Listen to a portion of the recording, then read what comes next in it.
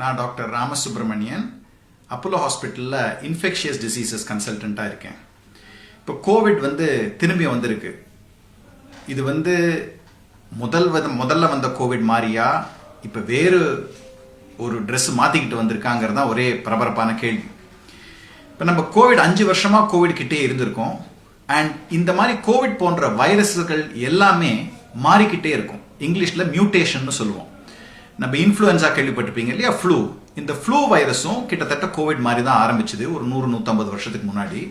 And இந்த வைரஸ்ல ஏற்படக்கூடிய அந்த ஜீன்ஸ்ல மியூட்டேஷன்ஸ் மாறுதல்கள்னால அதோட வீரியம் அப்பப்போ ஜாஸ்தி ஆகும் குறையும், அதோட பரவக்கூடிய தன்மை ஜாஸ்தியாகும் குறையும். இந்த மாதிரி பல வருஷங்களாக போயிட்டு இருக்கு. அதே மாதிரி தான் இப்போ கோவிட்டும் மாறிக்கிட்டு இருக்கு. ஸோ இப்போ இருக்கிற நிலைமையை பார்த்தா கோவிட் நம்மளுக்கு இடையே பல வருஷங்கள் இருக்க எதிர்பார்க்கலாம். இது அப்பப்போ மாறுதல் ஏற்படலாம். ஃபார்ச்சுனேட்லி இப்போ நம்ம கூட ஸ்ப்ரெட் பண்ற கோவிட், இந்த JN1 மியூட்டேஷன் சொல்றோமே, இந்த ஸ்ட்ரெயின் சொல்றோமே, இந்த ஸ்ட்ரெயின் ரொம்ப ஒரு சப்பையான ஸ்ட்ரெயின் தான். அதாவது பயங்கர சிவியர் இன்ஃபெக்ஷன்ஸ் பண்ணக்கூடிய ஸ்ட்ரெயின் கிடையாது.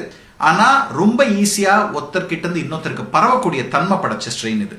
ஸோ டிரான்ஸ்மிசபிலிட்டி இஸ் ஹை, ஆனா விருலன்ஸ் இஸ் புவர். ஸோ இதனால இப்ப பரவக்கூடிய நோய் எல்லாமே சாதாரணமா ஜலதோஷம், தொண்டவலி, காய்ச்சல், உடம்பு வலி ஒரு 3-4 நாள் இருந்துட்டு தானா சரியா போயிடுறது. 5வது நாளுக்கு மேல அவங்க நார்மலா வேலையை பார்த்துன்னு போறாங்க. ஆனாலும் இதோட டிரான்ஸ்மிசபிலிட்டி ஜாஸ்தியா இருக்கிறதுனால நிறைய பேருக்கு பாதிப்பு ஏற்படுறது. இந்த மாதிரி நிறைய பேருக்கு பாதிப்பு ஏற்படும் போது என்ன விளைவுகள்?